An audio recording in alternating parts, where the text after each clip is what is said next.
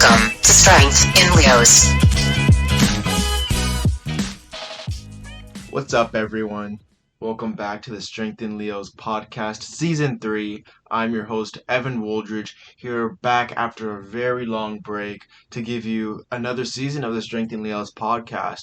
Super excited, as I said before, to be back here for Season 3. It's crazy that we're already on Season 3. I felt like I just started the podcast yesterday. But anyways, on this episode, as our unspoken rule, we're bringing back Chris Charlton for the season premiere of this episode. As you guys know, if you guys have been listening to the podcast for any amount of time now, you guys know who Chris is.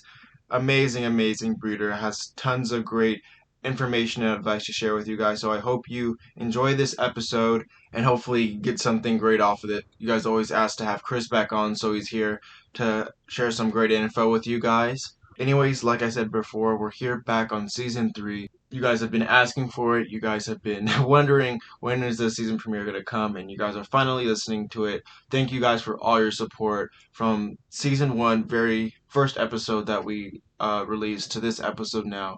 I appreciate each and every single one of you. The immense support has been great, especially on Patreon. For those of you guys who aren't on Patreon and supporting us, make sure to go ahead and jump over there. Speaking of Patreon, our Patreon shout out for this episode goes out to Carissa Anderson. Amazing person, breeds some great Leos as well, so we're grateful to have her as a part of the Strength in Leos family. Anyways, without further ado, let's get into the episode. The blessed gecko over the last 5 years has acquired an incredible variety of geckos from some of the top genetics available. In the past, they have maintained all animals within their own collection as holdbacks, as they have taken time to observe genetic pairings, dispositions, sizes, coloration, patterning, and etc. Go check them out on Facebook and Instagram, and of course go check out what they have available for sale.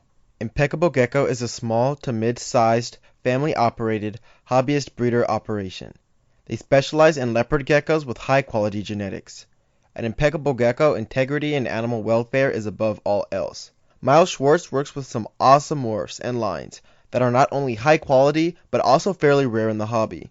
Go check out their social media and awesome YouTube channel.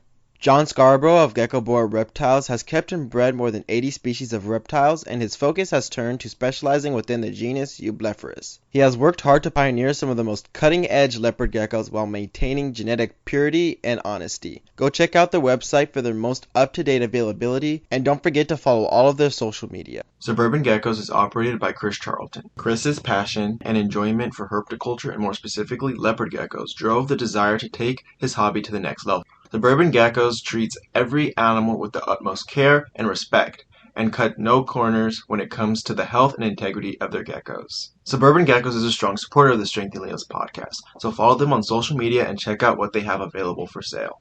Grove Geckos is a family-owned and oriented medium-scale leopard gecko business. Lance Musgrove is a hobbyist breeder with the goal of producing healthy, visually stunning, and refined genetics for their geckos.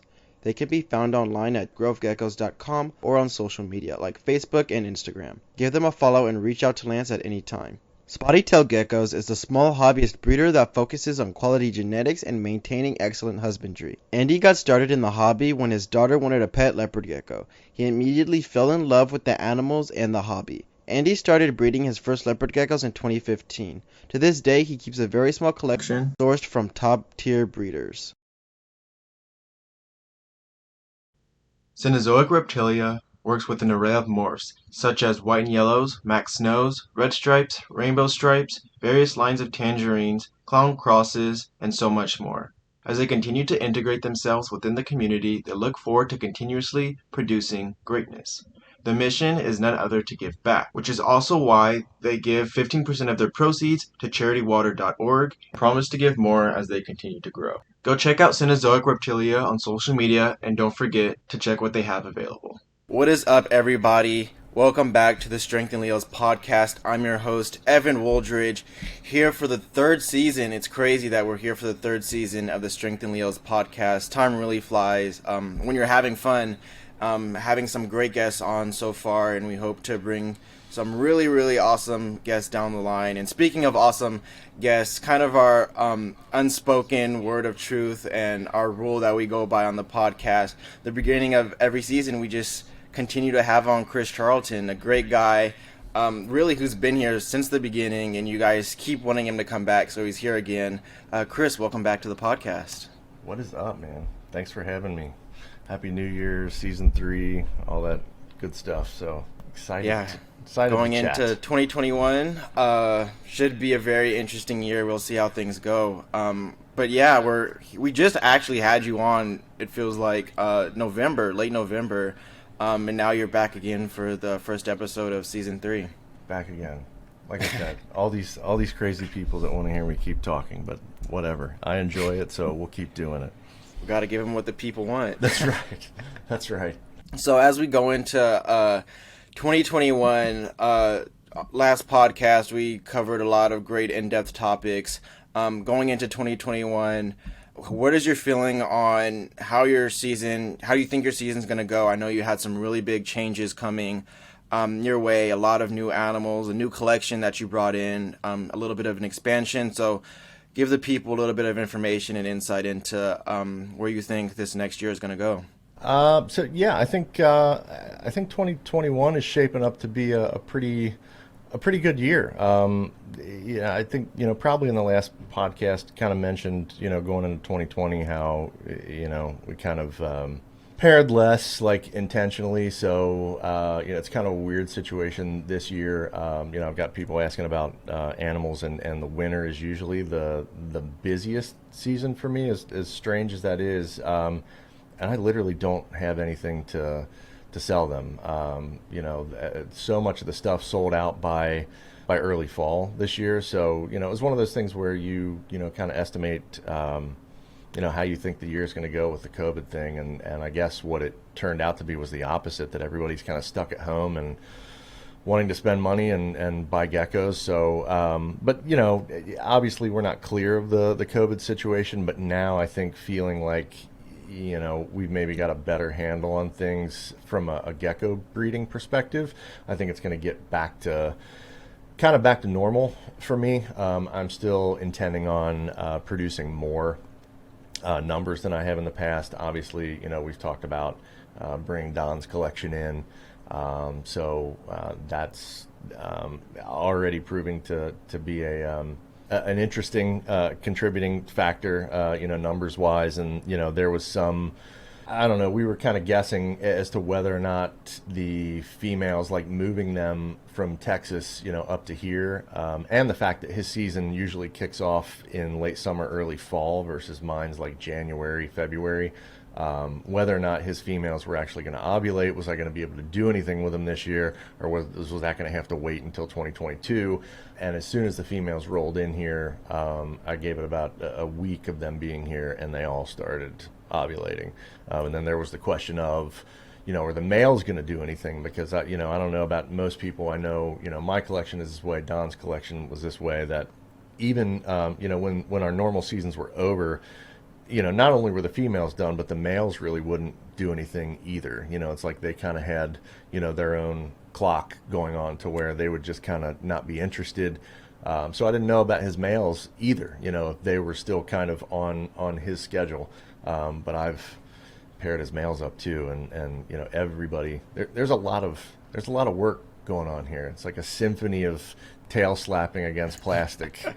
So I think it's going to be pretty big season. Super excited about a lot of things that are happening. I've already hatched out, I think, I don't know, maybe 10 animals in the last week or so. Incubators are packing up. So it's pretty crazy. I more and more, eventually I think I'll get used to it. But this whole year-round thing, it literally, these females are, everything's getting paired, and you're collecting eggs, and you're like, man, it just never stopped. It just, so it's constant, just a constant cycle. But big things. I'm super excited about this year, and having a much better, confident feel about the kind of the state of the hobby, and the fact that people are buying, and even with the COVID stuff, things are still rolling. So I think much feeling a lot better about 2021 than I did last year. Right. And even our 2020, I think we had a big boosting the market, like you said. People were at home, and I guess they wanted to spend those checks, and the market's doing really well, probably the best that it's been in a while. So I think a lot of people will be buying, and then some great stuff will be produced this year.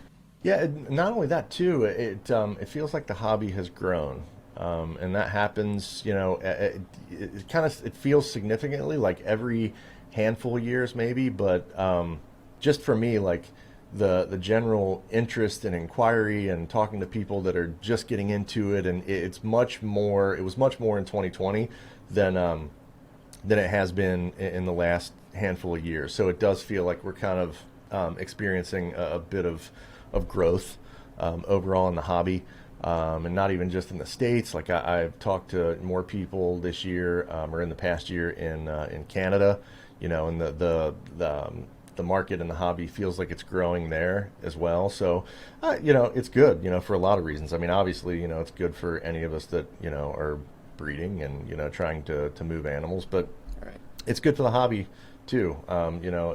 Provided we're getting, good quality people into it. It's always good to have some organic growth that way. Yeah, I can't say exactly what it is, but I'm just going to say it's the podcast going on. So I think it's absolutely the Strength in Leos podcast. Yeah, it's the total responsibility for all these new people coming, all these great quality people coming in. You can take credit for all of that. And I definitely will. Awesome. So just for specifics, I know a lot of people, we know what you produce, we know what you have the ability to produce. So you could say like your top 5, what do you think are like the most anticipated, like combos, just some projects you working on that you think people will be really excited to see this year?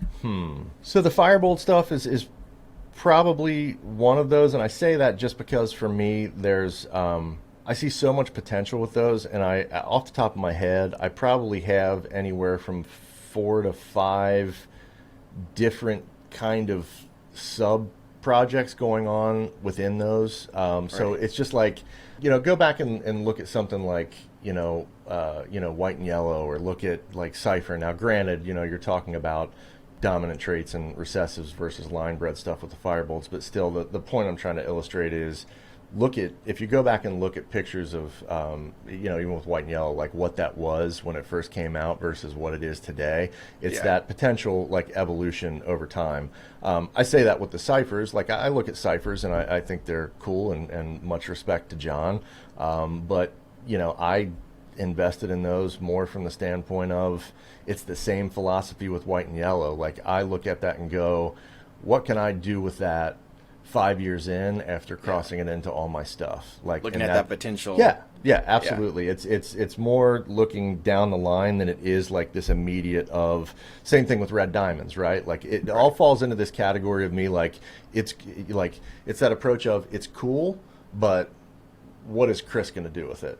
Like, yes, I will reproduce some and sell them because people are interested in them and they're neat and all that, but it's really like, where can I take that and go with it next? So the Firebolts are that way, and that like there's some awesome just straight up Firebolts that are being produced right now, but like it's I've got kind of that still more of that classic like almost hyperxanthic, like the yellow look of kind of where they started, and then you've got the ones that John kind of started moving them in more of a tangerine orange kind of, so you've got the two kind of different colors, and then you've got the lavender stuff, which is a whole thing in and of itself, and then I've done the stuff with Max Snow over here that is his own thing, and then I've got a little secret something that has been cooking behind the scenes that I've probably been working on for, I don't know, 2 or 3 seasons now, and maybe towards the end of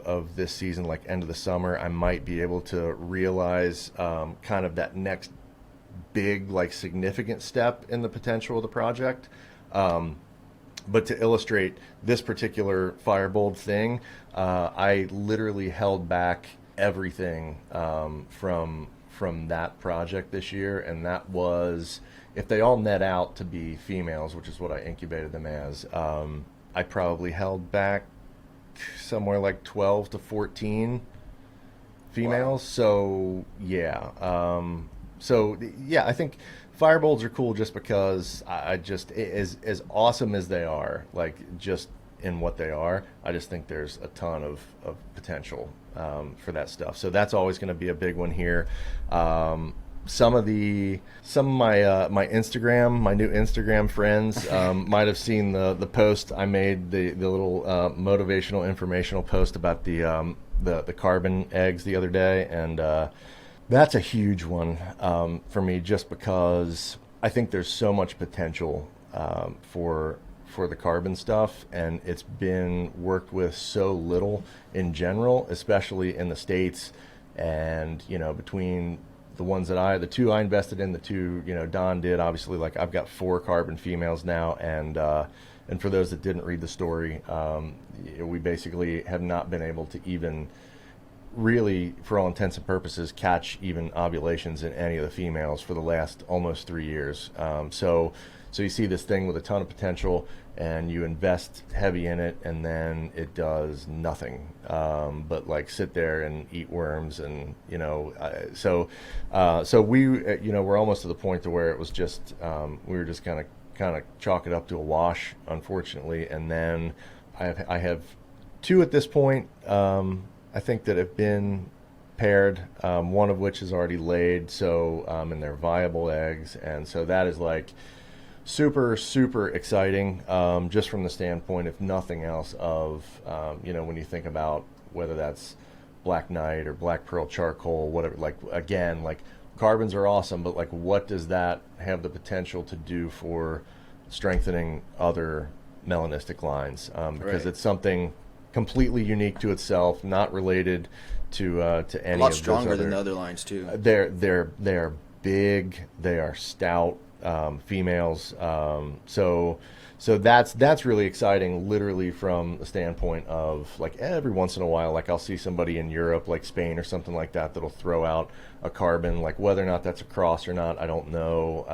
I kind of tend to lean towards the fact that it is, just because the males that I have seen so far come from the original line are not. I think there's been some issues in producing males. They're not dark like the females are.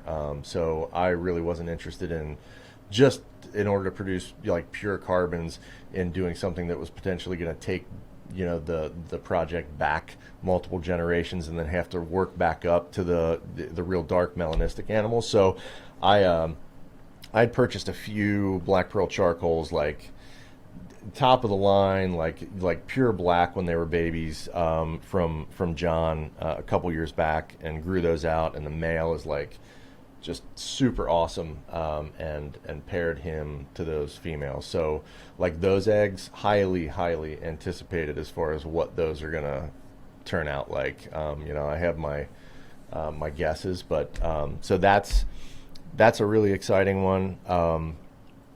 I think the Bell stuff, always, like a lot of it, like is bringing in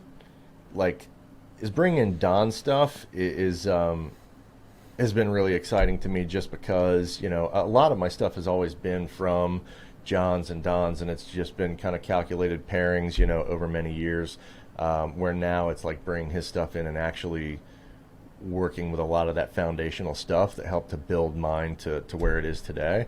So that stuff's really exciting from the standpoint of trying to continue to reproduce all the work that he has put in over the years, and to really continue producing his look on top of producing my look, and then obviously some things crossing in between. Aside from the Bell stuff, there are some tangerine crosses that he was working with that literally there's nothing else out there like them now. Yeah. And I think it was just it all came to the point where Don really wasn't interested in kind of marketing and all that stuff. So can you really show that stuff off to a lot no and I the social media, like and he realized that like his social media presence really dwindled off. So I was seeing stuff, like he and I were sending stuff back and forth for quite a few years, and he had sent me a male that was an atomic electric cross that I was like, are you kidding me? Like this is I'm like, where is this stuff coming from? And like,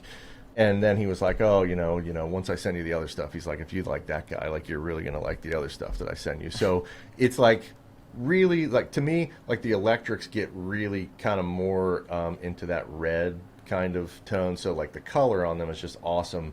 And these actually have very uniform black spots on the back of them. So there's a lot of black. Like, I appreciate the real pretty, like, hypoed out stuff.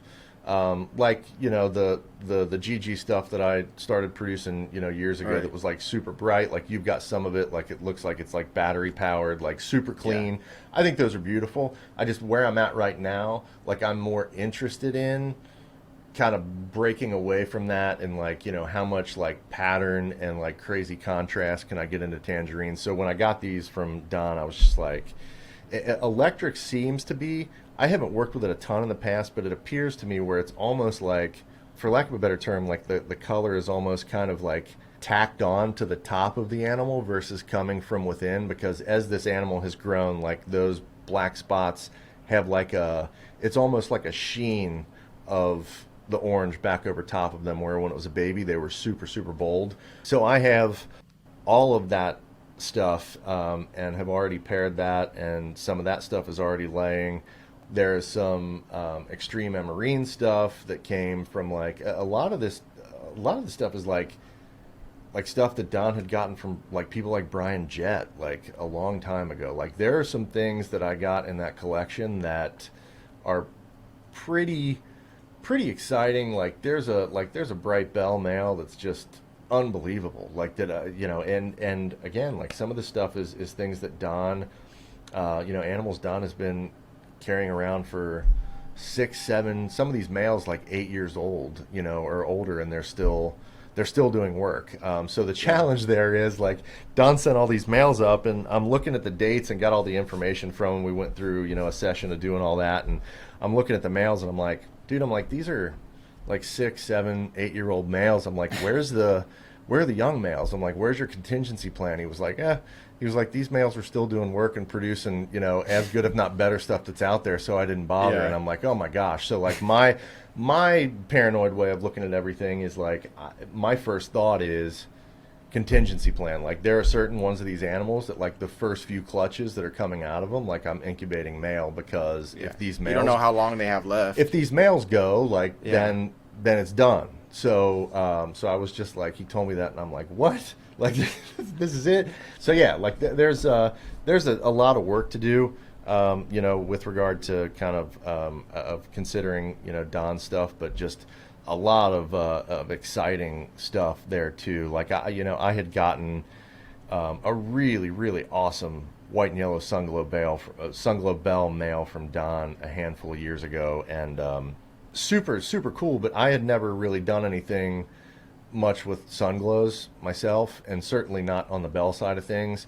But then when the stuff from Don got here, like, there's a couple few really, really nice bell sunglow females. So it's like, now I can take that male and, like, reproduce, like, legitimate, like, white and yellow sunglow bell males. Like, his collection merged with mine. It busted the doors wide open on the potential to where, I really have to sit down and be kind of surgical about, my approach to it. So yeah, there's that stuff. The Atomic G is of course, one of those things that I'm always going to be, plugging away at. I've held back some really, really nice, like, the best examples from that stuff, and am trying to get those to the point to where the stuff that I'm holding back, like, that's the stuff that I'm releasing, and I don't want to do it too early. Like, it never fails. Like, and I get it. Like, the pictures that most of us throw out there on social media, like, it's just kind of it's kind of showing off, right? Like, usually those aren't the animals that are for sale. And, like, my best Atomic G stuff is, like, I've got people pinging me about that, and it's like it'll get there. Like, it's really curating a project like that to where, it's all about, for me, with that, like, that high kind of white contrast, and having that stay. Like, I don't want that long term to hold. And from what I'm seeing so far, the ones that I'm holding back that have a ton of that like white, patching and contrast, like they're actually, I have like year-old, 2-year-old examples to where it's held it, like it's not going away, and the animal turns more hypo, like so. So that's coming. It's just one of those things that I want something like that to be close to like at least like tier 1 of like perfection before I start putting it out there for consumption. That being said, you were one of the first people that I even released any of that stuff to, right? And I've seen some of the stuff that you've produced from even animals that didn't have crazy levels of contrast, and I think I've seen stuff from you that I was like, damn, like that, he's actually producing nice animals, from that. So I think, it's interesting when you take that, like the G Project and the Atomic together, like what that's kind of doing in the background genetically, because even animals that didn't show a ton of high contrast, they throw out that same lineage. Yep. Yeah. So pretty crazy, but that's something that will continue to be a thing. Aside from that, it's just various projects here that a lot of it's really kind of unintentional. There was like some bell, white and yellow, red stripy kind of stuff that I threw a name on it, like, Fireburst or whatever, because when I saw this one animal, like it looked like the Sunburst paint job on a guitar player, like on a Les Paul, like a Gibson. Just to kind of separate that stuff for me on the back end, like I threw a name at it because it actually came out of as part of a different project. So yeah, it's there's just a few things that you're working on, there's not anything. So there's so much stuff, man. Nothing crazy will probably ever come of these, but like the Miss Jed Angermanu, like I was one of the first in the States to get a pair of those from John, and like you get those, the Angermanus, and it's kind of like, you put those in a tub and try and take like perfect care of them, because it's going to be 3 years before you can do anything with them. And that just goes to show you like how fast time goes. As I was doing, maintenance a couple weeks ago, and I looked at, my pair of those, and I was like, oh my gosh, like we're here. Like those are going to be ready to go, this year. So it's going to be, I think it's going to be, knock on wood, an exciting year regardless. White and yellow, obviously I do a lot of white and yellow stuff here, but the Tremper stuff, especially with, like, again, like Don was just producing some really crazy stuff that nobody really got to see, and now like, he never, especially towards the end of like when he was starting to get out of things, he didn't really post a lot of that stuff on Facebook. So the stuff that he was producing on the back end, it's some pretty crazy stuff. Yeah, it was one of these things where a box would show up, and I'd just unbox these things, and I'm like, dude, where's this stuff coming from? Like, so now that I have all of those animals, more specifically to me, like all of those males, and he and I have gone through with a fine-tooth comb. Like, I literally have a spreadsheet. Just the first session, he and I probably talked for, I don't know, 3 hours, just going through like a third of the list of the animals and where they came from and what paired to what tends to make what. Like, it's very, very detailed notes, but just so much potential to just to take the creative visual thing about what most of us know about what we think about when we think about something like white and yellow Tremper. Like, these animals he was producing with like these little like rosettes like all over them, or some of them were like total like dorsal stripe down the back and like rainbow stripes on the sides. I was just like and most of them are coming from this one particular male that doesn't even look like either of those things. So it's like sky's the limit. Like, it's really like bringing his stuff back in, and some of the stuff that I've got working from my stuff this year, it's really kind of, I'm kind of like the kid in the candy store. Like it's a pretty exciting year, I think. So I'm looking forward to it. Awesome. I know another thing that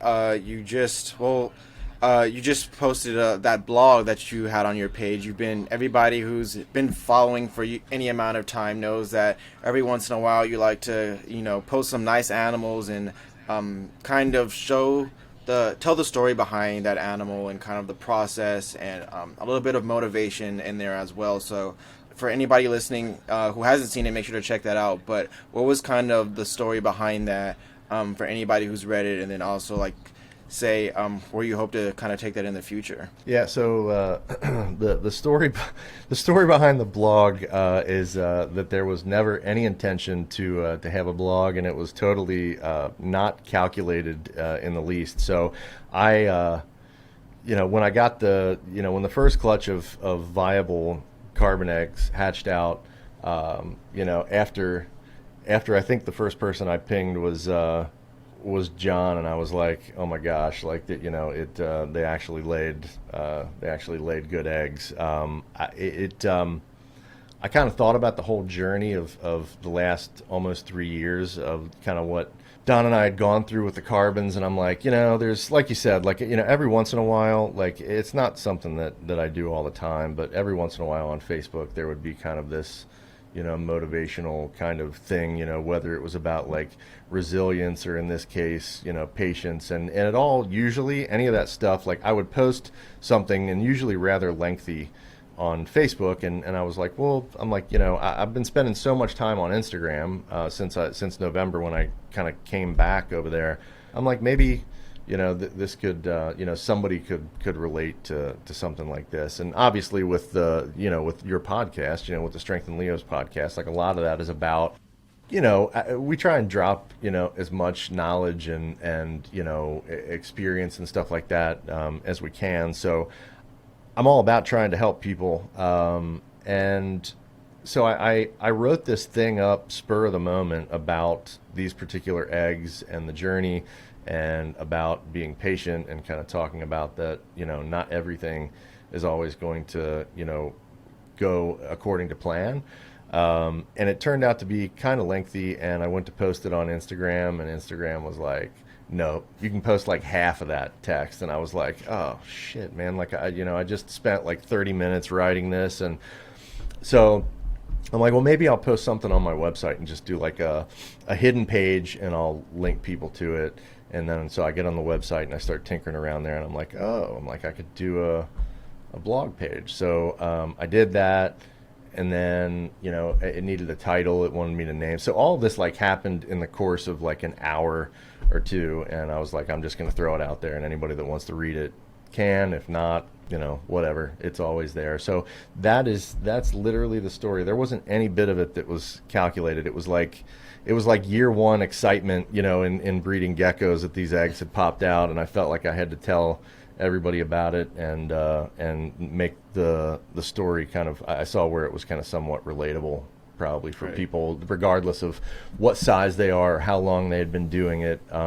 Because as you and I have talked about it, it's you're always going to be going through kind of mental challenges and ruts and things like that, as you do this, like every year that progresses, right? And a lot of times, like, you can get into the mindset that you're the only one that's experiencing this, and why is this happening? And then that can kind of spiral and take you down the rabbit hole. So it's more kind of one of those things for me too, of like saying, like, it doesn't matter how long you've been doing this, it doesn't matter how big you are, like how much you're producing, like we're all in some ways still experiencing the same things. So it was a way for me to just throw that out there and say, hey, like, if this helps, or you can relate to this, like, here's my story of like investing a bunch of time and energy and money into something that I was really thought was gonna be something significant, and by all accounts it looked like it was just gonna crash and burn. But just at that last moment, when you're ready to kind of throw your hands up with it, like, something happens.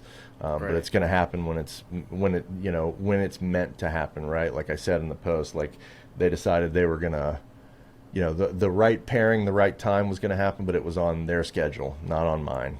Yeah, and you never know, like, when that stuff's going to happen. I think that's a really valuable lesson for a lot of the newer people coming up. I know we mentioned that before coming up this year and the past couple years, we've seen a kind of a surgence in newer breeders coming up and starting to invest in some things. But the geckos don't always go to your plan. There's things that don't work out. And you have to realize that you're going to realize that sooner or later that say you have a pairing that is really highly anticipated. Maybe the male is not ready or the female doesn't ovulate when the male wants to breed. And there's so many other things that I don't think a lot of people calculate when they think they're just, okay, I have 2 geckos, let's pair them up, I'm going to get eggs. All that good stuff. But you definitely know from the years you've been doing this, it doesn't always go that route. Yeah, absolutely. Things just don't always go to plan. And a lot of times it's the animal that you're most excited about. It's the animal that's one of your most expensive. It's the, it's just not, I come out and say right now, like I invested, fairly heavily in a group of nice red diamonds, and probably have one of the craziest females out there that Barry produced with like pretty much 100% carrot tail, and like it's just, I mean, she's gorgeous. But first year, she's just throwing slugs left and right. She's every clutch I go in there, it's like water balloons. So it is what it is. Like, I think that that's one of those things you have to, it's checks and balances. You have to take the good with the bad. And, if I put myself in the mentality of like the carbon situation, like I have to look at that situation too, as that, like, sure, there are other breeders out there that are, if we use just the red diamonds as an example, like there are other breeders out there that are, producing a lot of red diamonds and chucking them out there, and people are buying them. So, everybody and their brother is going to have red diamonds, before too long. But to me, it's like, oh, well, like, here's the other 98% of stuff that I've got going on here and the quality of what I'm producing. So next year, hopefully, if that female produces, like, again, like where am I going to be with what I'm doing with the red diamonds in 3 years, in 5 years? Like, I can't get all wrapped around the axle about what is or isn't going on right now. Like, I always have to be looking at long term and potential once things start getting crossed into other things here, that like, I may be here, with the red diamonds now, and, even some new breeders and stuff are here with them. But eventually, once they start producing, am I going to be able to kind of jump, a lot of that. So it's just, it's keeping it in perspective and not, letting, every little thing that doesn't go the way that you want it to, drag you down. So exactly. Yeah. And sometimes it's hard when you're, when you have those goals for yourself, and you want to get stuff done sometimes faster than probably it really actually is going to happen. And you have these plans that, okay, I'm going to cross this to this, produce these, and then the next year I'll have these ready to go, and then out to people, and then all this other good stuff that you might have when you kind of have that tunnel vision a little bit, if you know what I mean. So I think really, I like how you said perspective. I think that's kind of really great advice to give to people, because again, stuff always goes the plan that you'd never expect, and anything that possibly could go wrong can go wrong. And that's something that is really important to really understand when you're getting into this, because things don't always go to plan, and you never know what's really going to happen. Well, and it's the thing too, where I think it goes back into, what, you and I, and other people on the podcast have discussed, many times, is that like, if you can keep that perspective, anybody that's wanting to, has the mindset like today that they're going to do this long term, like they should already be in that mindset of that it's that whole marathon, not a sprint, right? Like, it doesn't matter. It like, I'm not saying that like anybody that starts out today at some point in theory couldn't like catch up to where I am, but it doesn't. The reality of that actually happening well, it just doesn't. It doesn't matter. It's like, to be quite honest, like, it doesn't matter. Like, if I spent all of my time like trying in my head to catch up to where John is, or to, it's not about that. Like, everybody starts where they started. I started 11 years ago, and for the first, I don't know, 5 years, like I don't even feel like I was on the map, right? But then fast forward to today, and that narrative has changed. So, I've had people recently in the last month or so ping me about wanting to get into breeding, or they used to breed on a smaller scale years ago and they want to come back now. And, I'll mention something about that kind of story about like, it kind of like, if I can do it, so can anybody else. Right. Like, Right. But when I talk about the time that I've invested to get to where I'm at, like that'll be one of the first things that people say is like, it's that piece that you just said that like makes me iffy about the whole thing, is the time that it feels like to take that you're like on the map or like established. But there's no way to rush that. It's just, it is what it is. You have to invest that time and have that patience, or else it's just never going to happen. You can't rush those things. I don't feel like it was anything in particular that I did to get to wherever I am in the hobby today, really. Like it's a combination of, how you operate, how you interact with people, obviously the quality of animals that you produce, which all these things start to become word of mouth. And then word of mouth coupled with the fact that you've been around and you've made sure and put your animals in front of people's faces, and you've put the name of your operation in front of people's faces. Geckos are no different than any other business, right? Like, Yeah. It's all that combined with just being around and continuing to hammer, like, here's who I am and here's what I do. And then eventually, you get to a point to where, ideally if somebody's coming into a forum or asking around and saying, who are the people to buy from, that, hopefully your name is included in that group. But there really is there's no substitute for the time aspect of it, right? Like there are at least 2 breeders that I can think of in the last year that I know of that appear like they've done a fair bit of investment and kind of come on like out of nowhere by comparison to, like, if you were to look at their peers that started at the same time, like their quality, what they've bought, like website, like it's all significantly at kind of a higher level. And that's great. I think it's definitely good if you have the means to start at that level. But the reality is it wouldn't be the last person that's ever thought, if I spend 15 or 20,000 on animals and I get on Instagram and I get 14,000 followers, that I'm gonna jump the line and get. It's not gonna happen. And there's no equation for, if I do X, Y, and Z, I'm going to get to this place in this amount of time. It doesn't work like that. Like you said, any business, if you have a great product, and once you get that word of mouth and people actually know who you are, not just from how many likes or followers you have, it's really how many people actually trust not just the product, but the person behind that product and the business and how they go about things. Yeah, no, you're totally right. I think, again, there's nothing wrong with that approach, other than from the standpoint of, it makes me question, is your mind and head in the right place with this, right? Like, is this somehow like an overcompensation for not wanting to log the time? Like, and I get that mentality, probably primarily from people that are a little bit on the younger side of things, that kind of like I did back in the day. Like, I didn't take that route, but like looking at whether or not that was, Matt, like way back in the day, and going, oh, like I want to do what that guy does. But like, I never had the mentality of,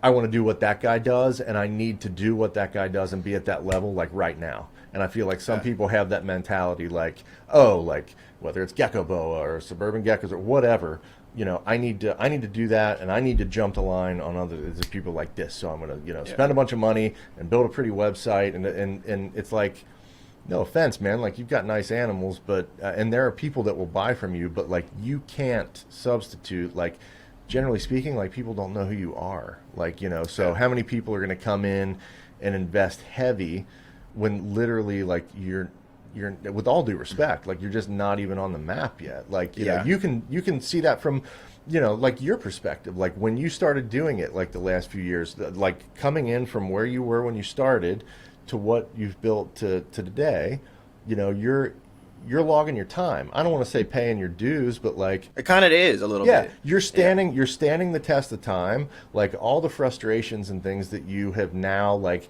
you kind of get the rose-colored glasses kind of go away after the first couple of years, and you start dealing with things that are frustrating, and you're, whether that's in your breeding operation or dealing with certain customers or the community, and all that can you start to kind of get your calluses start to build up a little bit. Yeah. But you can take that stuff and continue moving forward, or you can take that stuff and say, screw this hobby, I'm done with it. So when you start to kind of plow through that stuff and just keep one foot in front of the other and doing it, you are, in a way, you're kind of, whether intentional or not, I mean, you're kind of paying your dues. Like, again, like, where was, in your opinion, where was, decked out geckos a handful of years ago compared to, what you see, you know what I mean? Yeah. It's an evolution of where you are and what you're doing. You don't, where you are now, and you probably see this if you go back to like your first Facebook post or Instagram post and see what you were doing in terms of the animals and who you were buying from, and even the stuff you put on the post. It's a really huge evolution from where you started to where you are now.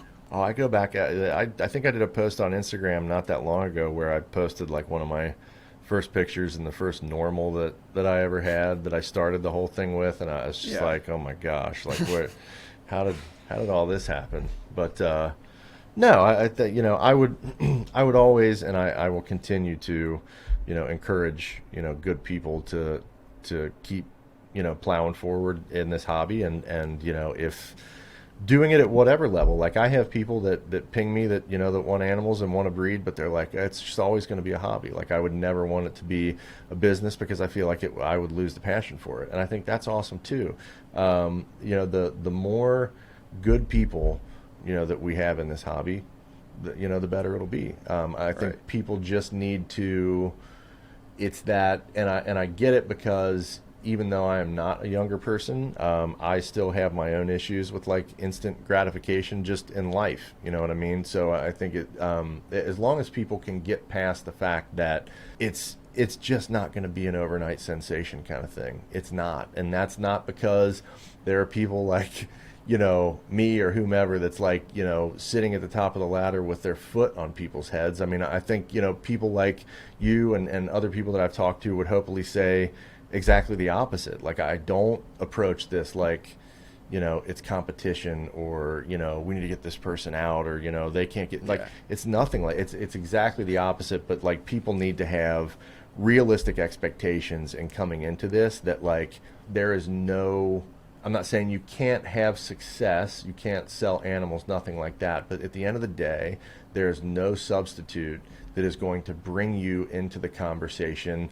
along with, you're not going to come into your first, second, third year and people be talking about you in the same breath as Gecko Boa. Like, it's just not going to happen. So let me, like, I don't want to squash people's dreams, but like, let me squash that one like right off the bat. So if that is your goal, like, you're it's a harsh reality that you're going to learn sooner rather than later, because even people that haven't even produced a gecko yet, it's cool that they're posting things and they're excited and all that stuff, but like, you can't expect to have, be on that same level as you or John or some great people that are doing this stuff in the hobby who've been in it for a while.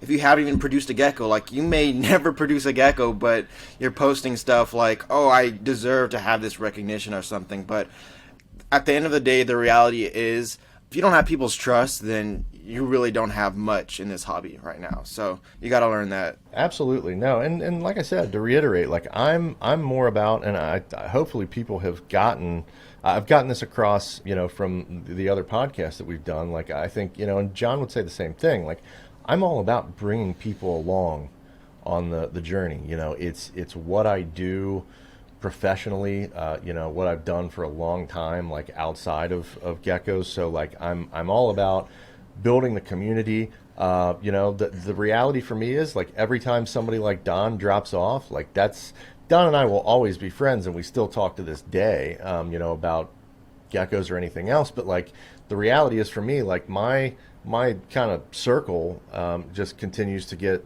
smaller and smaller. It's kind of a blow. My wife doesn't want to talk to me about gecko nerd stuff anymore, right? Yeah. So like, every time like I call John, like, my wife will be like, who are you on the phone with? And I say John, and it's like, roll my eyes and I know I've got 3 hours that, I'm just going to be sitting there watching you on the phone.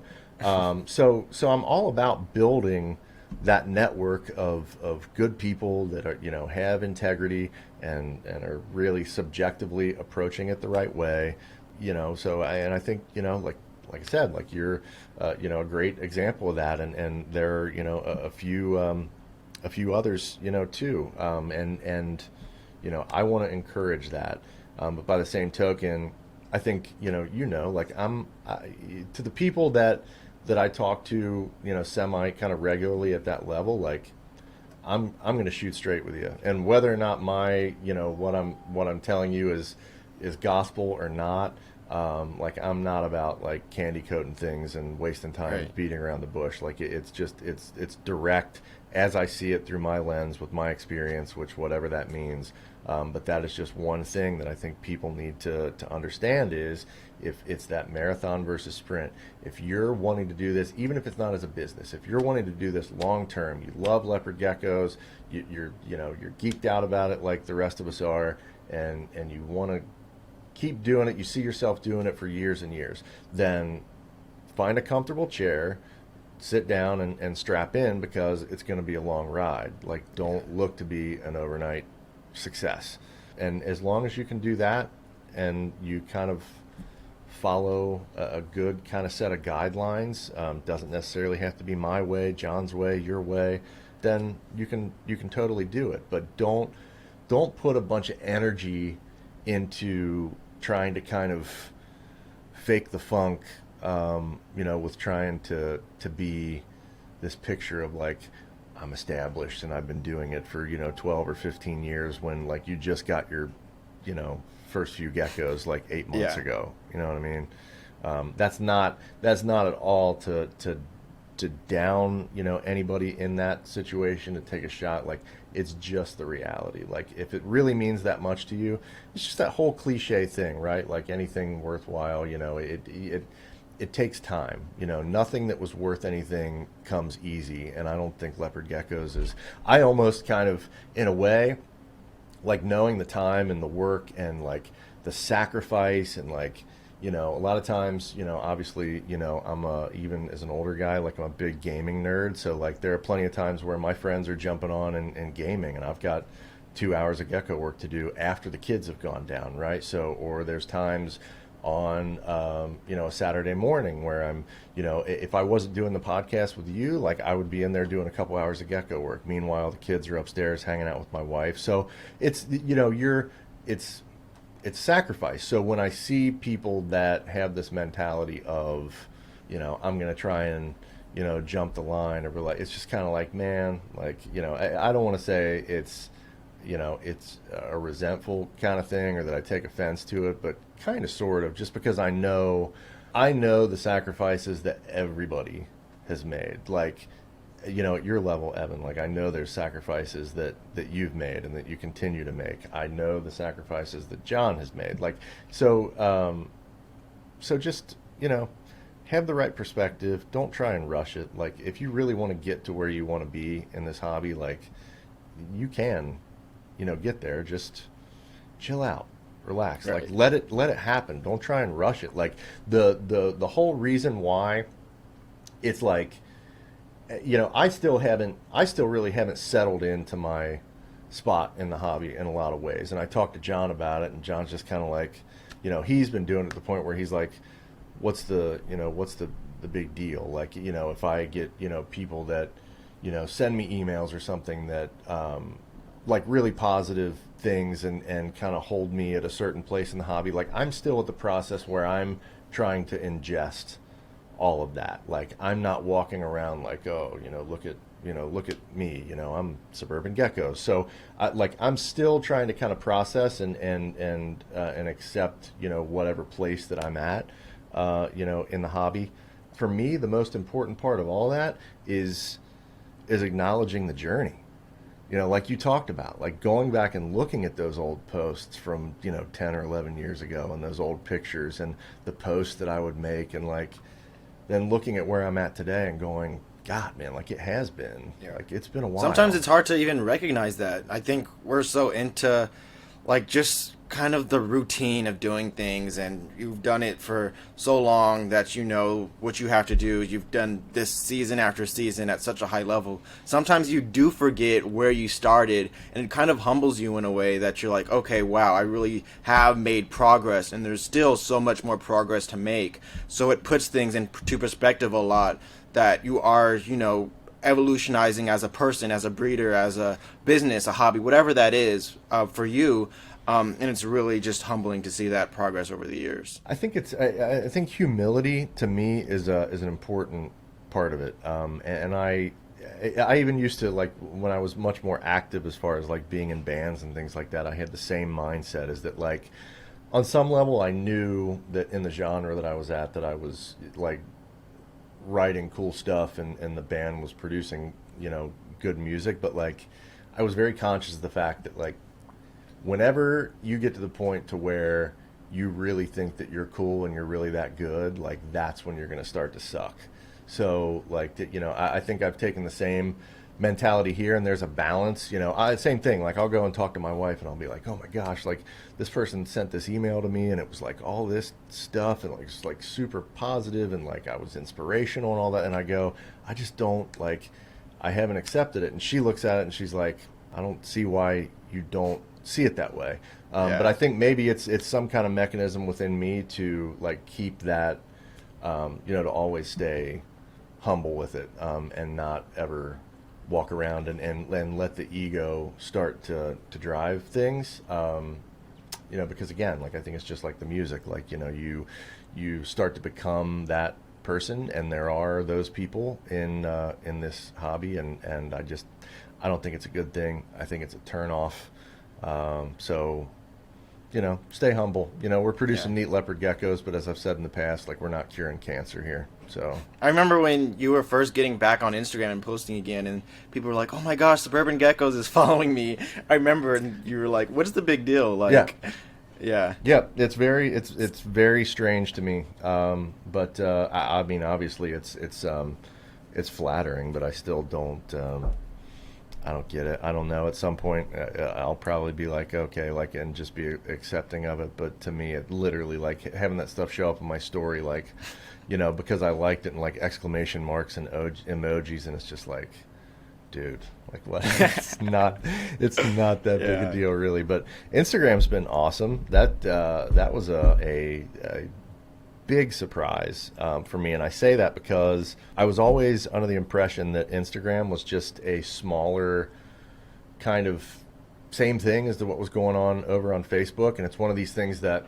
I probably, in the course of conversations with you or Jorge Diaz, like, I'm sure I've talked to you guys, and somewhere along the line that you guys probably said something about there being a kind of different group of breeders and kind of part of the hobby over there, and it didn't process. Like, to me, I felt like I just wasn't, so I never invested any time into it. It was just, to me, it's just, I'm not a huge social media fanatic anyway, and it's just another thing that I feel like I have to kind of fit into the day.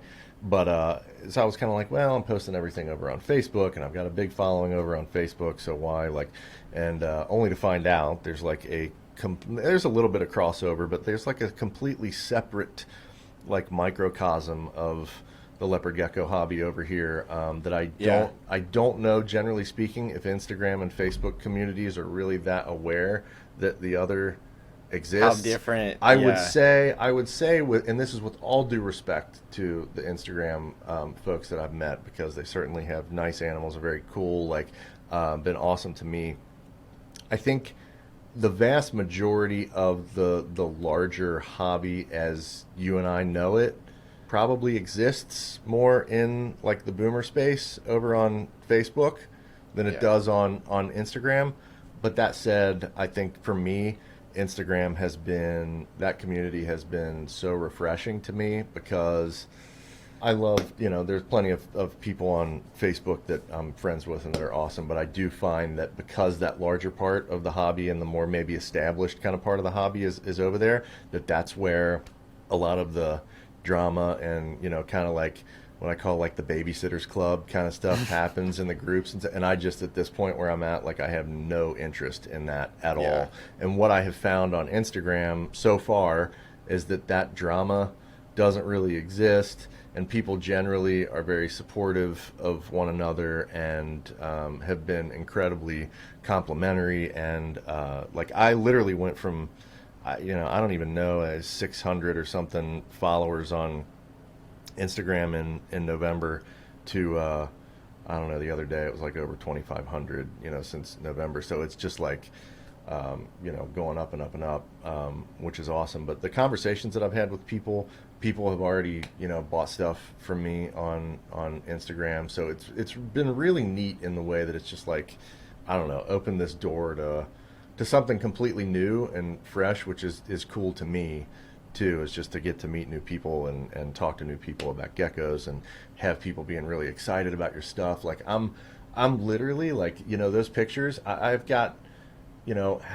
probably 5 years or so of like what I would consider like really quality animals, like the pictures that I've done. So like, I pulled all this stuff from Facebook and I was just like, my Lord, like nobody over here has even seen this stuff before. Seen it. So the other day I posted a firebolt from probably 2 or 3 seasons ago that people were all excited about, and I was just like, man, like this was like 2 or 3 seasons ago. Like wait till we start putting the 2021 stuff out there. So, but it's been really awesome. Everybody has been incredibly welcoming. As I said in a post, I certainly apologize for not coming over and investing time sooner. It was just sheerly out of pure ignorance as to the fact that there was a whole community in and of itself kind of going on over there. So, so it's been nice. Yeah, sooner rather than later, get those people to know a little bit more about Suburban Geckos and posting those really cool pictures for everybody to see.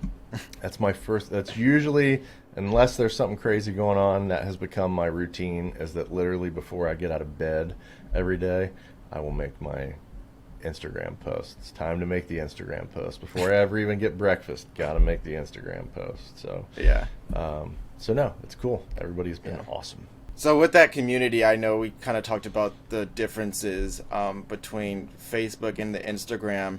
Do you see kind of that Facebook community, I don't know, kind of migrating, or if they like get the opportunity, do you think that Facebook community will ever migrate over to Instagram and kind of make, because you said this before, the Facebook gecko people are kind of the more mature people in the hobby. They've been in it for a while. You have that kind of the groups that are there, then the drama aspect a little bit. Do you think that that community will ever cross over to Instagram? I mean, I think there's some crossover now. There's certainly people that I look at like George.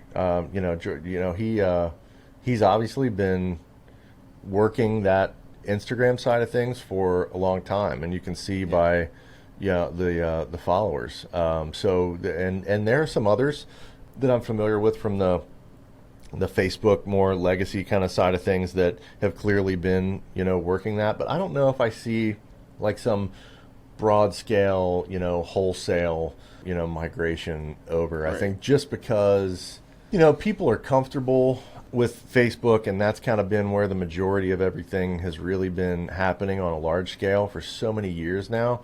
I mean, you look at John, like John will throw a picture out on Instagram once in a blue moon. But I think to a lot of people, it's another piece of social media to manage from like a marketing perspective. And I feel like a lot of the out of states, like the European and Asian, like I don't see a whole lot of representation on Instagram there. I think that's still primarily over on Facebook. But I don't know, if nothing else, like it kind of interested me just because I've moved so far away from being active on Facebook in my own personal life, where I've been so into photography. Like I just never really put the two and two together. Like that's really what Instagram is kind of about first and foremost is the pictures. And I'm like, this, if I was going to like invest in something, like this feels a lot more organic to me than Facebook does. But I don't know. I think it'll be more. You'll have onesie twosie. I've even mentioned to John that I said it's a whole separate thing that's going on over there. But for a lot of people, it just probably comes down to time and what are they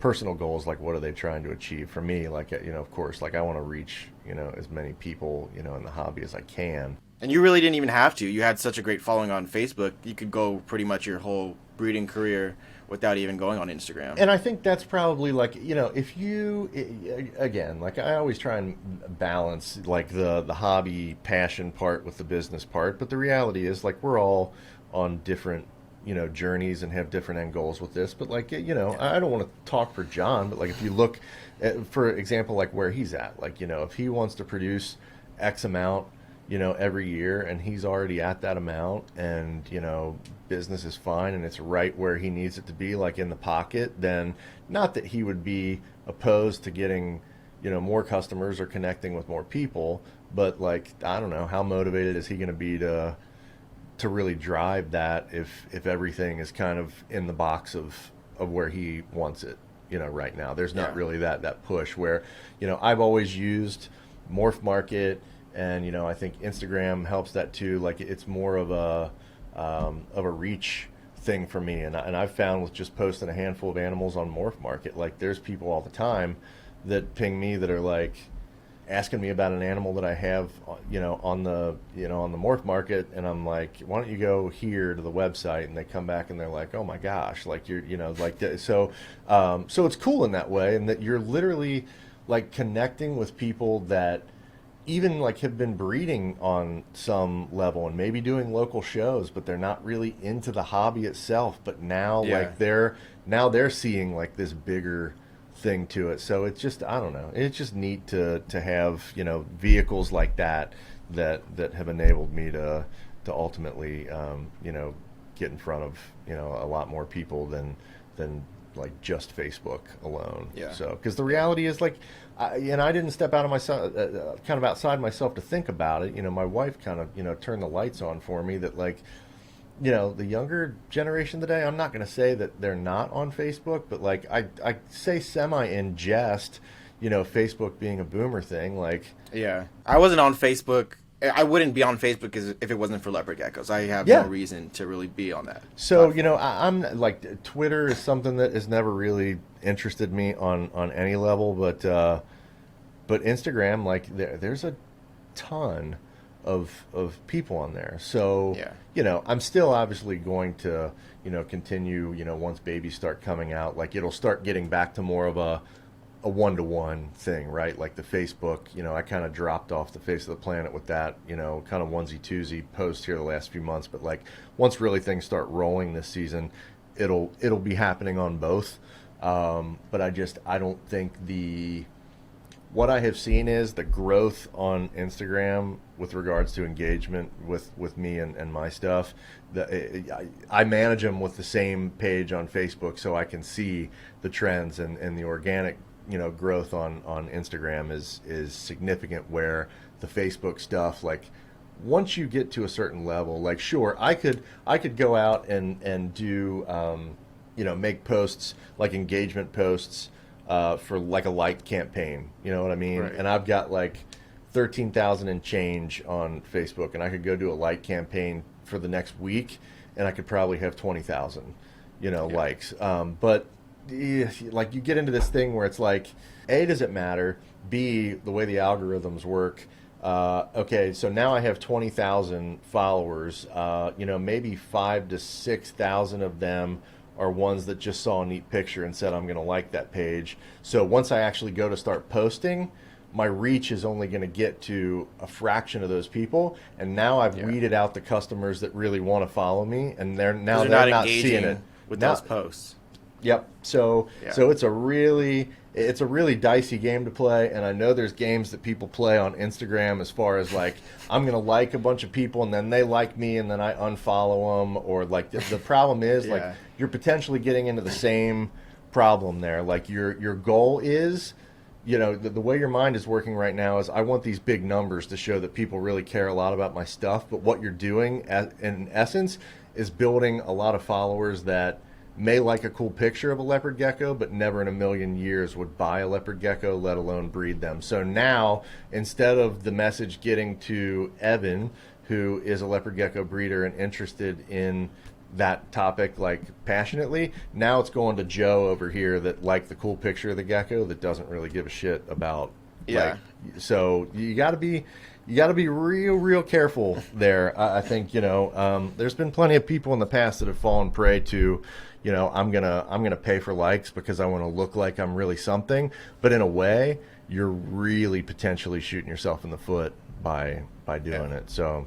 Marketing 101 with Chris Charlton, everybody. Oh yeah, a lot of certainly tons of schooling behind that spiel for sure. So yeah, so yeah, that's awesome. Yeah, get that because that's great advice for people. And going to something else that we were kind of touching on before, I want to kind of talk to you a little bit about motivation, which is something that we kind of talked about a little bit before, but especially now in these times, a lot of things are happening.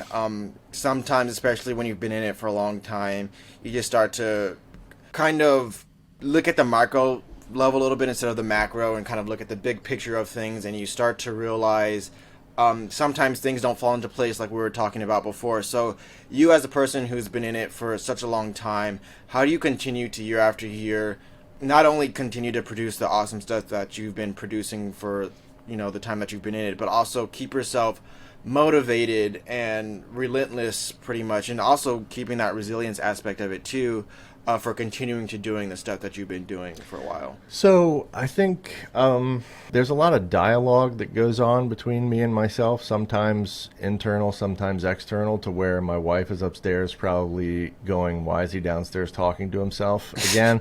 But I think so it's going to be a little bit different for everybody, based on who you are as a person, and I think too where you want to end up with this, at least today. Like, that can always change, but like, what are your goals today? And for me, because I didn't really have a concrete idea when I started out doing this, that like, of course, like I looked at Matt's old videos and said I want to do that, but I didn't really ever think.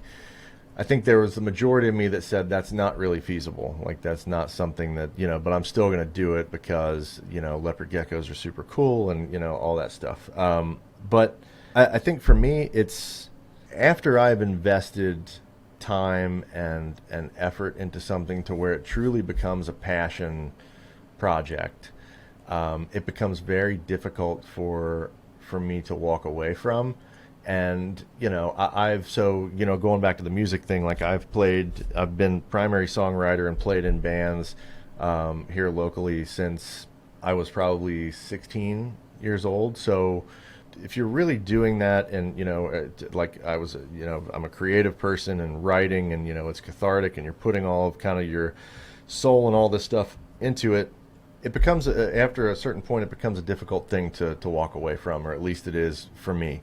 It's almost like a creation, like a child, or, whatever. So the gecko thing is very much the same for me. Like, I couldn't imagine, as hard as it is, and, as hard as it is sometimes for me to go in there and just do basic maintenance, at the end of the day, I couldn't imagine walking away from any of it. And I think some of that has to do with, it's just grit. It's, being stubborn. Like, I think about, when times get difficult like that for me, it's kind of like getting through that day. Yeah. Like, if I've got a mental block about, having to do a bunch of gecko work or stuff that's going on here at the house, or, work is doing XYZ, like, it's really more about, can I accomplish what I need to that day, and go to bed and wake up and do it again the next day. Like, every day is not going to be easy with this. Like, there are so many nights where I get done, after working all day and dealing with the kids and putting them down, and I get down here in my office and sit in my chair, and I'm like, I come up with every excuse in the world, every YouTube subscription I need to catch up on to try and keep me from going in there and, rolling up the sleeves and cleaning gecko tubs. Like, it's just Yeah. not, a lot of times like that is definitely one of, if not the hardest part for me is the work, because, and I know a lot of people, like friends of mine, like they'll say, oh, like that's my moment of zen, like that's my, it's my time away from everything else. For me, everything's gotten so crazy that, like, as much passion as I have for the animals and a lot of the things that go along with doing this, like the work is really hard to do, when you're exhausted. So it's kind of like, just finding a way to get yourself up out of the chair, get in there, do the work, and then start all over again tomorrow. And I don't know that there's really any magic to it, aside from the fact that, I know what my goal is, and I know how much work that has taken to get to this point, and I know how much work that's going to take to get to the next point of what it is that I want to accomplish. Like building the addition onto the house right now. Like, we've had some setbacks, some things, come up, with some family health issues, and as I've talked about a gazillion times on the on the podcast, things are at such a crazy pace here to begin with, and then you tack that on, and the fact that we're literally in planning phase for the addition, for the gecko facility, and we know that the show has to go on. So it's all of everything else on top of planning for that. Like, ground's going to break before too long, on that, which it's a pain. It's like the planning phase of anything is the most annoying to me. Like, I'll take like the work phase and all that, the logistics that come with that, but like sitting down and talking about it and reworking it, and here's this blueprint, and no, that's not right, let's do this. Like, it's just super annoying to me. And my wife was, doing a lot of that, but a lot of that's going to kind of fall on my shoulders now. So I've jokingly, I've said in jest before, like, it's really about, at 45 years old, testing the limits of what one person can do before they just, like, legitimately collapse, under the pressure. But, like, I refuse. And a lot of those things that I say out loud to myself, I think it's kind of like what people talk about, like if you, and I don't know the exact science behind this, but like writing something down, what that does, like not typing it out, but physically pencil to paper and writing it down, like what happens psychologically there when you do that. I think for me, reaffirming things out loud to myself about not, you're not going to break, or this was like, I've said You've that. gone this far. I've said that aloud to myself so many times, like in the worst moments of me just being so frustrated with, gecko work and everything else that's going on. Like, I just, it literally, I approach it the same way as I do with the most difficult times in my life, whether that be, years ago with like relationships not working out, or, someone close to you passing away, or, anytime that you go through a really difficult time. Like, I've always at the end of the day taken the approach of one foot in front of the other. It doesn't matter if what I'm walking through is quicksand, like it is just one foot in front of the other, and eventually I will make it to the other side. And this was the same, when the health stuff came up on top of everything else right at the beginning of the year. I was just like, it hit me, for a second, and then after that it was like, still not going to break me.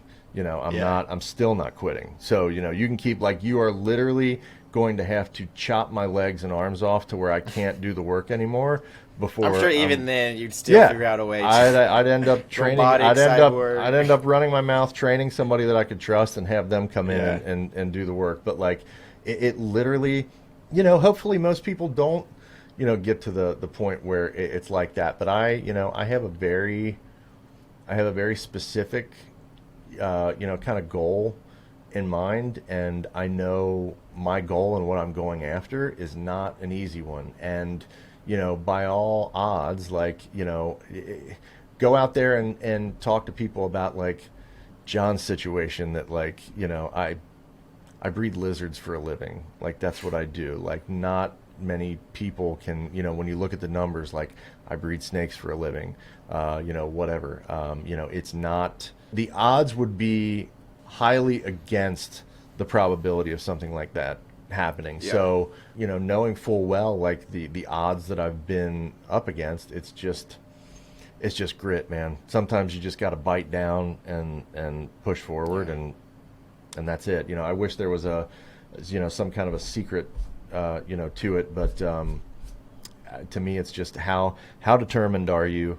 Like when it comes to, are you the goal? When you set goals for yourself, are you somebody that, any way, shape, or form, like I'm going to make sure that happens. Like I'm not giving up. And I think part of that, like I was earlier on, like high school, early 20s, like I was a quitter, at everything. So I think once I got a little bit older and this kind of thing came up, I think there's just a level of determination in me that it's just going to take everything and then some to get me to quit doing what I'm doing. So just bite down, folks. Bite down, grit your teeth, keep plowing forward. Like good things will happen. Like, just know that regardless of what level, we're at or the size of, the breeder or whatever, like, we're all going through the same kind of stuff in one way or the other. Yeah, so it definitely takes a certain kind of person to do this. It's not really meant for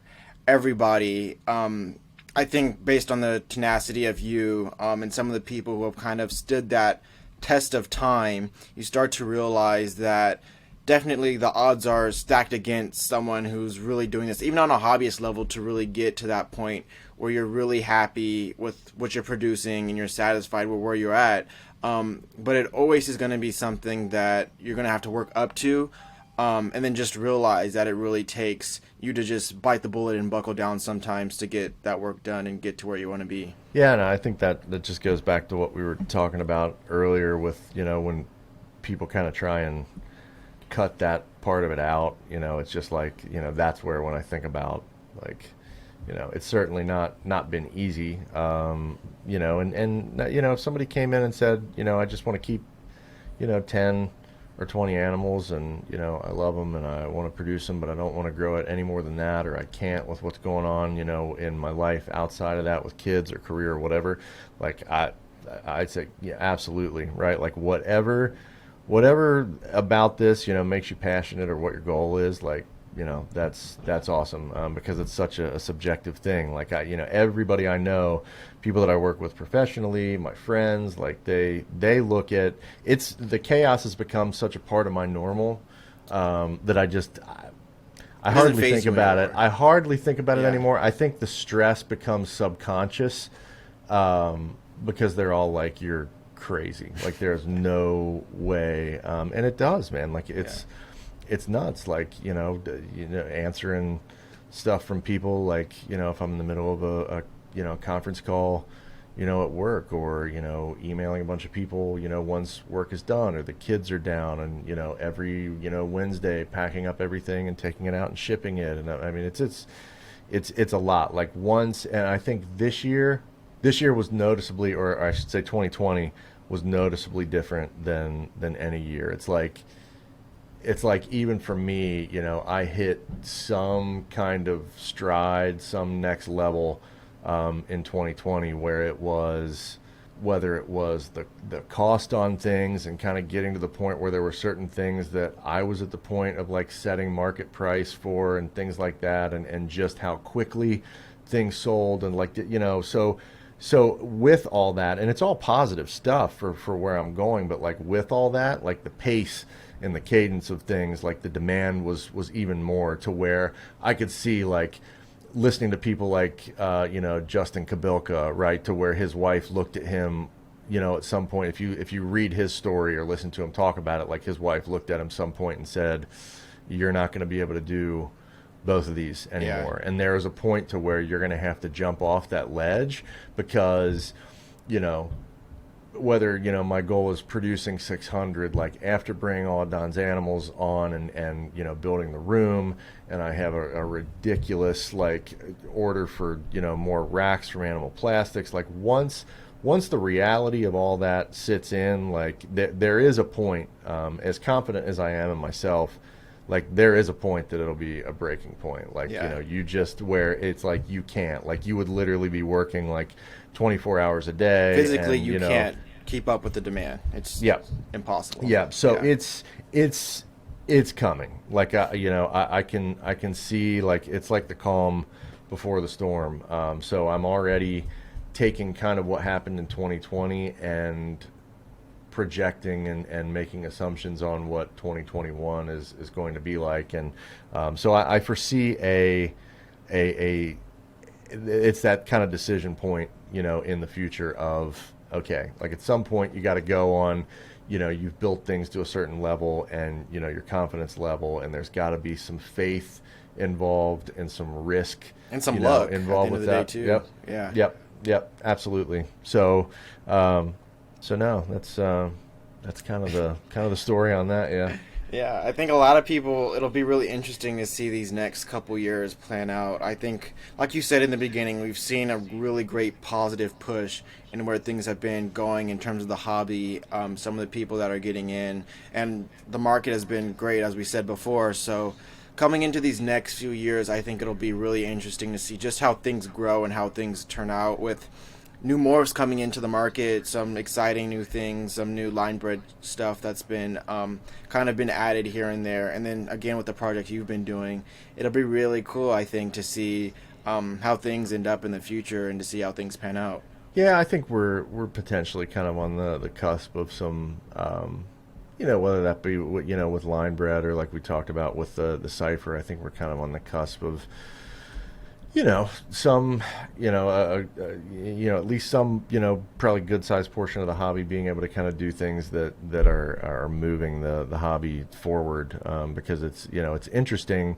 There's some European friends of mine that are breeders and are pretty well known. I would say probably more so maybe in the Facebook space, that, you look at it through their lens, and they've been around for a while, and they're really they'll talk to me about, like, do I really think that, the hobby is really moving things forward? Like, they kind of look at it and they feel like things are stagnant. You look at something like ball pythons, and obviously they have a ridiculous amount of genes to work with, but like some of the stuff that you watch those guys hatching out, it's just like, my gosh, like if we had a fraction of that to work with.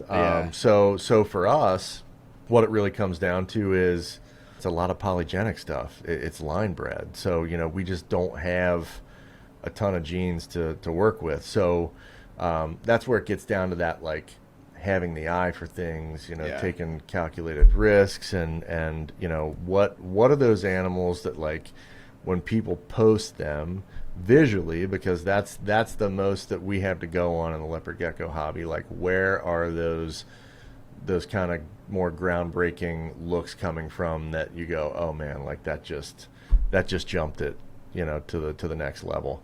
Right. And that's really, aside from utilizing things like the cipher, because I think there's certainly long-term potential there, that's really kind of what I've been focusing on, like the Clown G blood emerine stuff that I did with tangs this year. Like, that was literally, like, that could not have been more of a random kind of throw it against the wall and see what sticks, and it popped out cool stuff. And I don't know if, like, because 2020 and into 2021 appears like it's going to be the year of the clown, like everybody and their brother, like, for whatever reason, I don't know if that's like Matt coming back. Thanks, Matt. I think he was even like before that. It was like, it's really weird.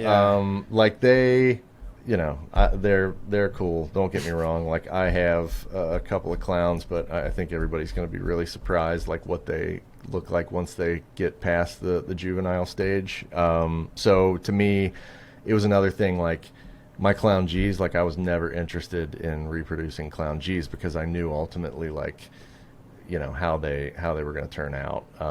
So I took it to something random, and it, popped out some pretty crazy stuff, that I think there's like 3 or 4 that I held back that have this particular look that I look at them and I say, like, that can actually be something. Like, I'm not one that's going to rush out there and, like, throw a name on things. Like, Atomic to G Project are what they are. Those are lines that have been around for a long time, but it was an easy way for me. Like, I'd put like 6 years at least, into that project, before, and I still didn't, it's still a shortened version of what they are. Yeah. It's just much easier to say Atomic G and that's it. But like, I've been doing it as long as I have, and I've never thrown a name on anything. But when I look at like kind of an F1 generation of that particular cross of those tangs, like there's a couple that I'm like, ooh, that's looking like nothing that's that's out there. So I'm very, very interested in the the visual kind of polygenic approach on things right now. Is just really trying to continue to push the envelope in the hobby, and just make the coolest looking line bred stuff that we can. If we can get like recessive packed animals like Matt used to do, like an animal with 6 or 7 genes in it, like that's awesome. But it's just really more about just trying to push the envelope on the visual part of things. Yeah, and that's always kind of been your trademark. Even like I remember first time talking to you and picking your brain on stuff, and even your first time on the podcast, that's kind of been your trademark, is how could I do something a bit different and push the envelope and maybe have a line bred and project and cross into something that no one really thinks of, or maybe add a couple recessive genes to that and line breed that for a certain look. And that's something that you've always done. So we hope to see more cool stuff like that in the future. Yeah, it's really weird to me, like and I don't know if it, and I'll never know, like if it had to do with like what's going on with clowns this year. But like I literally had somebody the other night ping me about the Clown G Blood and Marine stuff, and I was like, oh, I should have fired on those on your website. Do you have any behind the scenes that you haven't sold? And I'm like, all right, man, like they're nice, don't get me wrong, but like it's strange this year, like how something has appeared to kind of become a thing before in my mind it's even really a thing. Yeah. So yeah, it's like we talked about in the past, like if I'm good, like talking to people and they have a good experience with me and they have a good experience with you, when they talk to you, and they have a good experience with John and this person and that person, like, and they want a white and yellow Tremper, and I have them, and you have them, and John has them, and these 10 other people have them, like, aside from whatever reputation we all have, whatever, what's going to be the difference? And it's just the way the animal looks. And it's not to say that mine looks nicer than yours or yours looks nicer than John's. It's such a subjective thing. Like it's no different than you and I buying something from whatever company, whether it was a couch or a sweatshirt or whatever. Like what looks cool to me, like you're going to pick something that probably looks different than what I think the coolest thing out of a bunch is, right? So as long as I can keep up with the quality and continue making things that look like they're mine, I feel like that's really like where we want to be, is being able to come up with those things that other people have the same project, or kind of, or they have the same genes, but it just doesn't look like what mine do. Yeah. So and like with the clown stuff, like you've been in this for a while, and you've seen like the market swings. I remember when the Black Knight stuff, everybody wanted one. Same thing with Red Diamonds, everybody wants that stuff. So like with this stuff, where do you think, advice for people who got into that stuff, like where do you think, instead of just everybody could reproduce that same thing, put 2 awesome animals together, obviously most likely you're probably going to get that stuff. What do you think the hype is about that stuff when people are just trying to recreate that same thing, where eventually the demand is going to go down, way down compared to what it is today? Yeah, there's always don't get me wrong, like that, there is merit to reproducing stuff that's already out there, but I think I see that more in, John would say the same thing about all the people that came to him looking for clown stuff this year. He was just like, what the hell? And don't get me wrong, like they look cool, and I'm gonna say something that everybody else probably, or some people think but don't say. We're at the end of the day, we're selling babies. You know what I mean? Not babies, but well-started, like juvenile subadults. Like that's what we're selling. Yeah. We are selling them potentially, for the most part, at the absolute pinnacle of what their visual quality and capability is, right? Right. Like is that animal going to look more awesome at its second year of life than it did At that its 20, at 30 its gram 6 mark. month, right? Yeah. Right. The answer, generally speaking, to that is no. So look at clowns specifically, and yes, they were. And Matt would, if Matt was being honest, like Matt would echo this as well. Like, that is one morph that they look incredible as babies, but as adults, like it drops off, right? So I could look at that one of two ways, and John would say the same thing because we've all kind of had a laugh about this on the back end.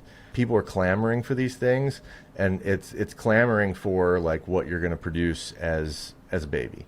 I could look at that one of two ways. I could look at that the way of we're all in the business of selling babies, so what do I care, right? Like they're going to look awesome at the 25 or 30 grams when I sell them. Bob's your uncle, the end. Or I could look at it from the standpoint of my goal is to produce animals that have genetics pushing them to where they stay looking awesome even as they age. Right.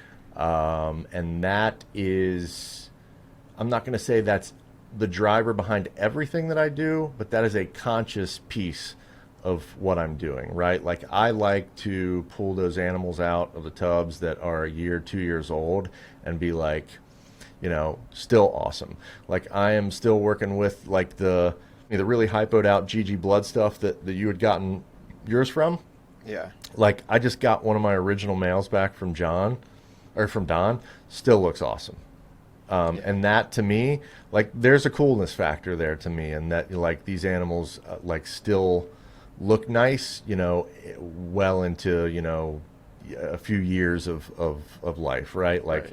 So that's why the clown in the clown G's as what they look like today, like when they're in their best form, I look at that and I say like, there's some cool genetics at play there that I could use and put into something else. And what happens with those? Can I use that ingredient of what's cool and make something more the direction of what I want to go? Because again, I think that mindset of just reproducing that, this stuff over and over again, like that, I kind of set that stuff on a shelf in my operation of it's just stuff that can generate income.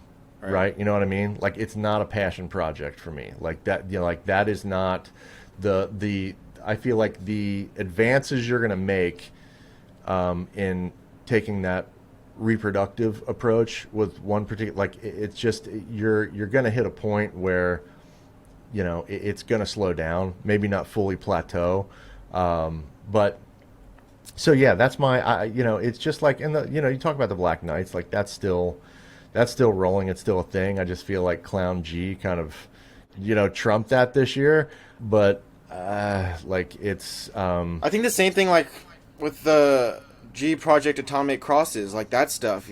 If you see like the stuff that you were doing before and kind of where you're moving now, you're looking towards that stuff that keeps not only the color but that contrast into adulthood. You're not, when you started, you might at 20, 30 grams they look phenomenal, but how could you line breed that to keep that and to keep reproducing that year after year to keep that into adulthood? I think that's really where the future is. And like I said, like that's half the reason why. Like I put more of them out there this year for consumption than I had in any year past. Years past it was like one to you, maybe one to, whoever, like Steve Lopez before he got out. But there's just a few of them out there.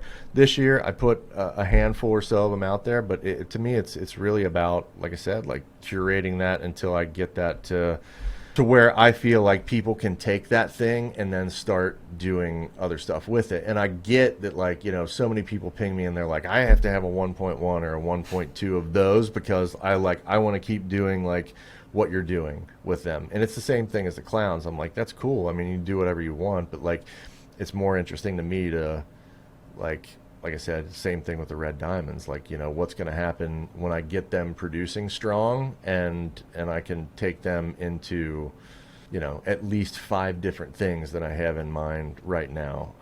That's where, to me, that's where the real magic happens. Like, it's not the same thing totally, but it's kind of like the enigma thing that we've talked about in the past, right? Like, people are like, ooh, like, look at that. And I'm kind of like, like, you used an enigma to do it. It's really not that impressive. Like, it's not that hard to do. Do it with the white and yellow, or something like that. It's kind of like challenging the status quo.